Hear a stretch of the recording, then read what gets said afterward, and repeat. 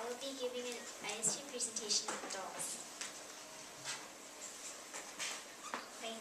Thinking on dolls. What do you think of dolls? Before I started my report, I used to think of dolls as just kind of toys, and I didn't really like them. And even now, I don't really like playing with them, but I researched about them a little bit, and I got to know more about them. I realized they're not just toys, which is why I chose my eyes.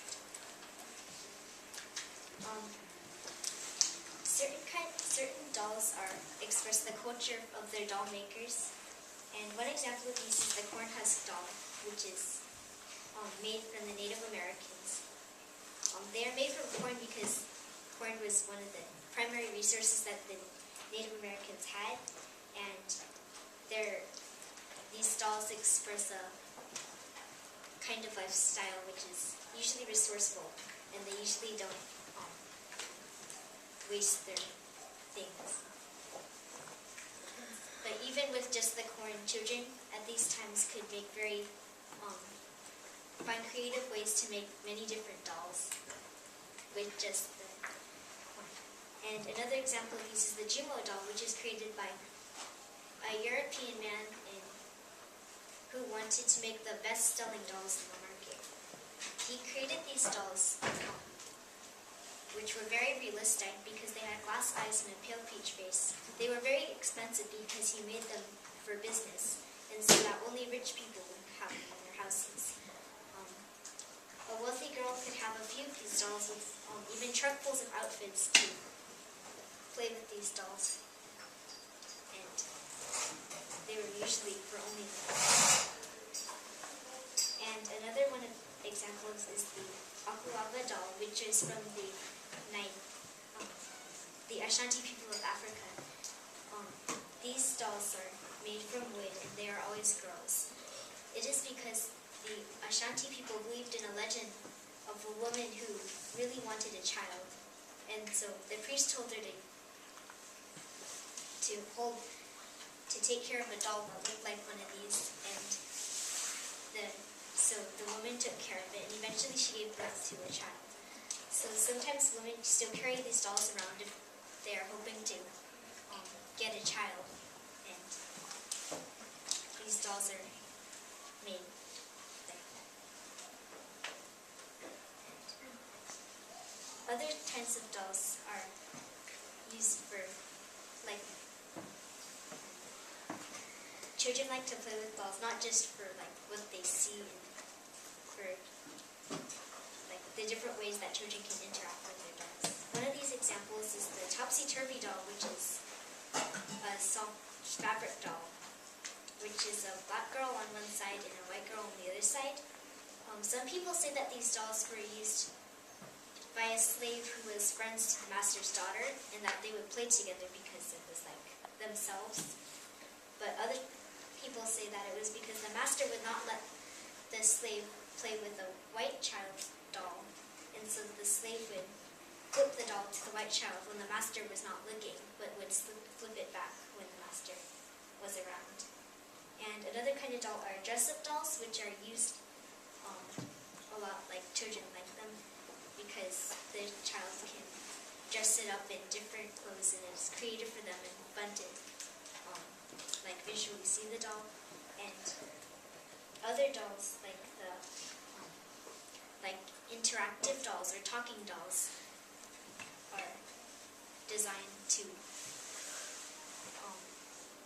interact or with the child or imitate a living person. These dolls can comfort a child, or make the child feel like they're actually talking to a person, like they have another person to talk to, and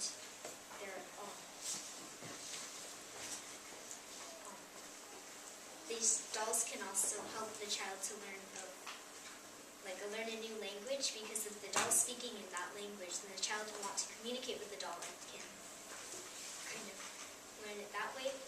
Or sometimes dolls can teach the child social manners, because the child is interacting with the doll, and they may feel like it's actually a real person instead of just a toy or something. children have dolls because the doll has something that they want, but the child cannot really get it. One example of these is the doll house, because the doll house can be filled with things that the child wants, and the child can use its imagination, and if they pretend that they're the doll, then they can feel like they actually have all the stuff that's in the house, or feel like they're someone different. And other kinds of dolls, like action figure dolls, are not usually known as dolls nowadays, but when a child plays with them, they can be imitating or the powers or personality that this doll has, and it is usually someone that they admire. And other dolls, like dress-up dolls, are sometimes children have them because they like the clothes that the doll has, and they want to be like the doll because they like to dress up the doll and pretend that they're the doll dressing up themselves. And other dolls are not only used for toys, but they're also used for decorations. An example of these is the Lenci doll, which was very delicate. It was made by an Italian woman who liked to create felt dolls. When her husband went off to the war, she started selling these dolls to make money. And because all of them were handmade, they were very unique, and so that they were sort of expensive. So an adult would most likely buy one as a gift to someone else, or as a decoration to put on their shelf, rather than giving it to a child as a toy. And sometimes people have dolls because they are decorations from a part of their religion. An example of these are the nativity dolls, which are kind of replaying the scene of Jesus' birth. In Mexico, sometimes people even have they have sceneries for these dolls that sometimes even fill up the entire floor of their room.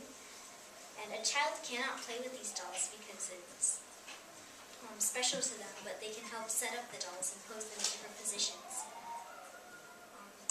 And sometimes people have dolls because it's a reminder of something that they lost or something that they used to have. And the Nigerian people have these dolls called the Eribeji dolls, which are made out of wood.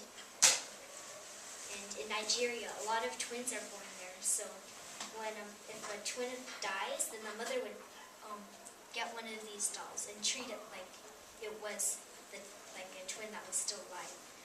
So they would take care of it and keep treating it like the living twin. And these people did this because they believed that if they didn't take care of the dolls, then death or disease may come to the rest of the family. But if they did, then good luck or fortune may come to them also. And when the living twin grows up, they can either keep taking care of this doll as part of their family, or they can give it to a woman who takes care of all the wooden dolls and treats them like they're still living children.